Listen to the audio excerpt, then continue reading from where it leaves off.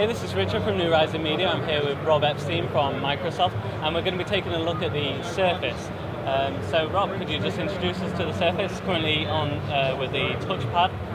So can you just show us the key features? Yeah, sure. So this is Microsoft Surface, the first tablet/computer from Microsoft ever. We're really proud of the device because it's a great sort of thin and light machine.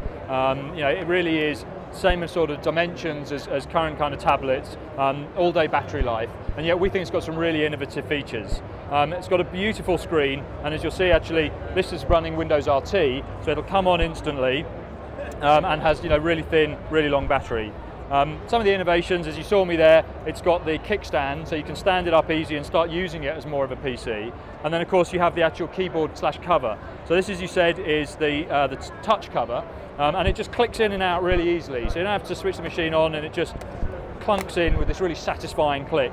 And that gives me then a keyboard, touchpad, track. So I can either use, my finger, and as you can see, I'm able to just swipe between all the different applications on my machine. Or press any of the buttons to take me back to the start screen. A couple of hardware features that differentiate this from other tablets, as well as the keyboard obviously, has a USB port, so you can plug printers in and USB storage devices and things like that. Has also a micro SD card slot, so I can expand the storage capacity really easily. Front and rear HD cameras as well. And then the covers come in blue, white and black, which is 3mm thin if you use this. Or we do have this one, which is the type cover, which is 6mm, and it's the full sort of keyboard experience. It's a full traditional keyboard, which again I can just click in. And then Windows Surface, being RT, comes with the new Office 2013 apps as well.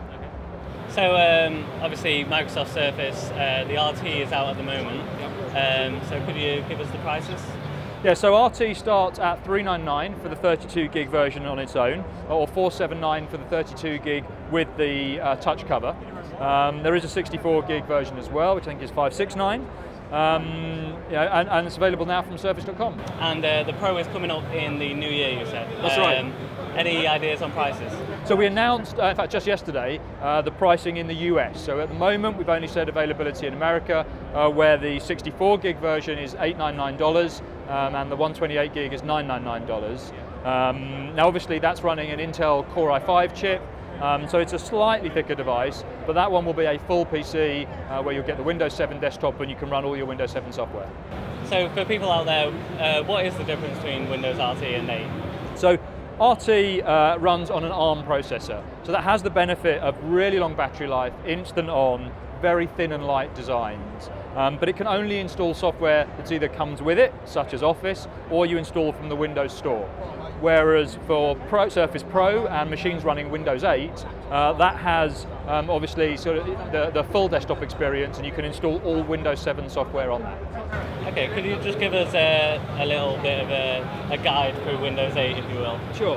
Just play with the tiles and. So as you can see, it's got this great sort of fast and fluid UI where I can pin all the apps that I'm using or that I install onto it. I can also pin websites and contacts and so forth, and I can really personalize this and move it around. And I can personalize all the colors and everything else as well.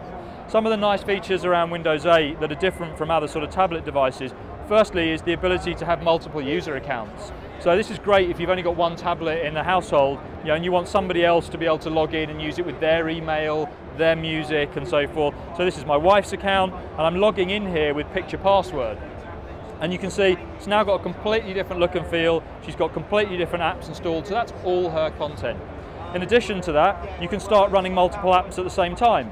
So if I launch a couple of applications, this is the weather app, and then I'll come back out of there and just launch, for example, the calendar app, then I can actually run two things side by side, just by dragging that to the side of the screen. And then let's just run weather again, and you'll see they've snapped together.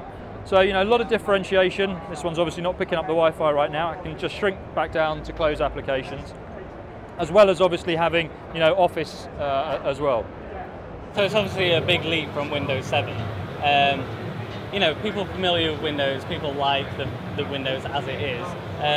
Obviously, you can get back to the main UI, so could you show us how to do that? Yeah, so when you're at the start screen, the desktop is there. Let's just get rid of that. So now I've got full screen desktop experience, and you've got all the familiar Windows things, like File Manager, which if you're plugging in external hard drives via the USB, means you can manage things in a familiar way. But we actually find that the start screen allows people to really see all of their applications, contents and site, and it's actually a quicker way to navigate, whether it be with keyboard, mouse or touch. So you get the best of both worlds. You get that Windows 7 familiarity, plus things like the Windows Store, and all the great new features in Windows 8. Okay, so Surface with Windows RT is out now, and the Surface Pro is in the new year, so we've got that to look forward to. Thanks a lot. Thank you.